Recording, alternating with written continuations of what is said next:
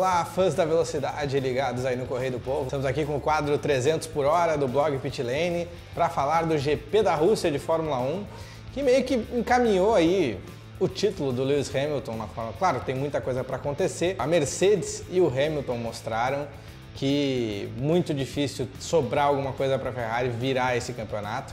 E também, com o momento mais polêmico da corrida, mostraram que eles estão prontos para fazer o que precisar para obter esse título, mais um com o Lewis Hamilton, mais um das flechas de prata na Fórmula 1, impor mais uma derrota para a Ferrari, que em dados momentos sempre foi a toda poderosa da categoria. Qual foi o momento polêmico? Bom, já vou falar agora e vamos botar até umas imagenzinhas do momento polêmico, que foi quando o Lewis Hamilton assumiu a liderança da corrida. Não foi em disputa de pista, o Valtteri Bottas, que durante o final de semana inteiro foi mais rápido que o Hamilton, ele estava na frente com uma boa folga e aí veio aquela mensagenzinha no rádio: poderia deixar o Hamilton passar porque ele está pressionado, com problemas de pneu e a gente não podemos arriscar.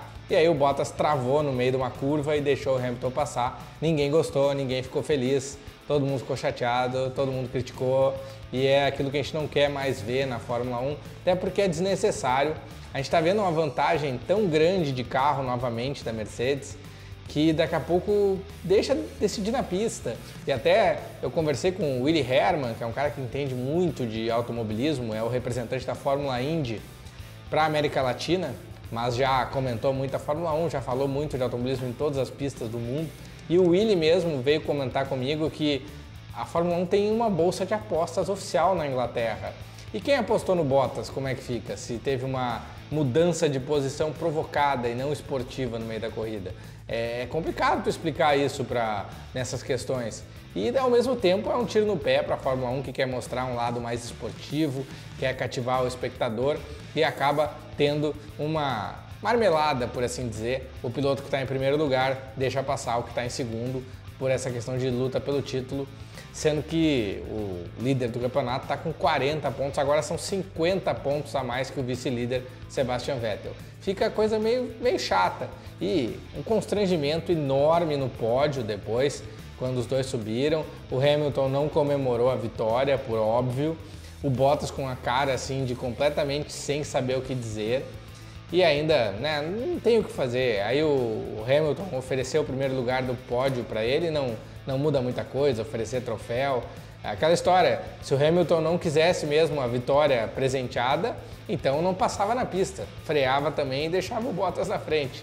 Então ficou meio chato isso, mas colocamos de lado esse assunto, que mostrou para a Ferrari que não vai ter nenhum ponto mais desperdiçado em relação ao Hamilton em disputa interna de equipe.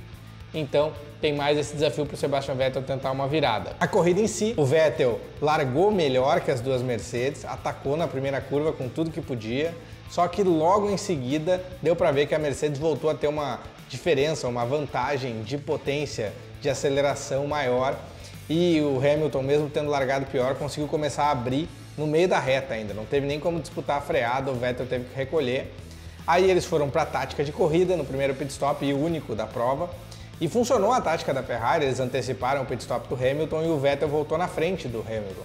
Conseguiu passar na freada, só que não teve carro para segurar. Primeiro ele deu uma fechada assintosa, que o Hamilton ficou até brabo e reclamou para os diretores de prova. Só que logo em seguida deu para ver que talvez o Vettel tenha se arrependido da fechada, achou que ia tomar uma punição, meio que abriu e não foi tão assintosa a defesa na curva seguinte. Perdeu a vice-liderança da corrida e eventualmente possibilitaria o Bottas de trocar a posição com o Hamilton. Foi assim a história da briga pela ponta. O grande nome da corrida não foi nenhum dos três primeiros colocados, foi o quinto colocado, o Max Verstappen.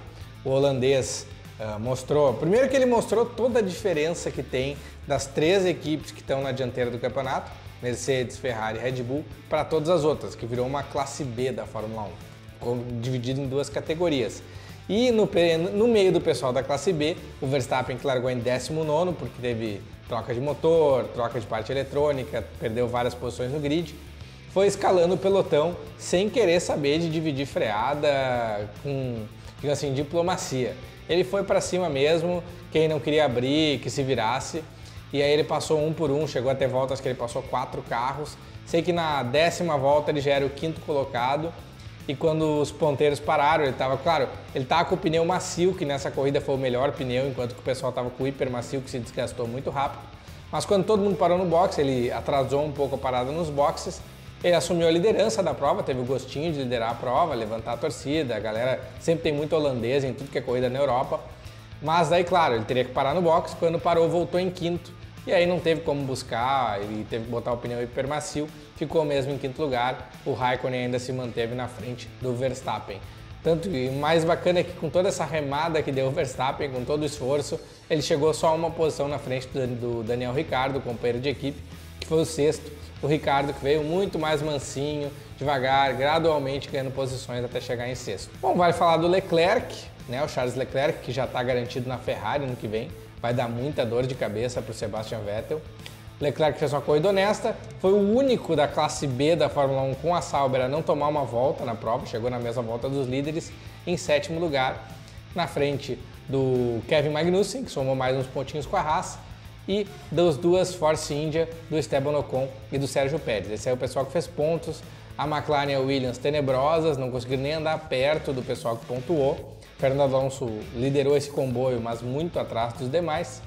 E, por fim, dá para falar das Toro Rosso, que foi um papelão da Toro Rosso. Eles trocaram componentes do freio antes da corrida e os dois pilotos tiveram superaquecimento dos freios e saíram da pista, tiveram que recolher para o box. Então, ficou bem feio, assim, trocar tudo e trocar errado. E aí deu problema na equipe, quase causaram acidentes, tanto o Pierre Gasly quanto o Brandon Hartley. Então, foi o grande mico da prova.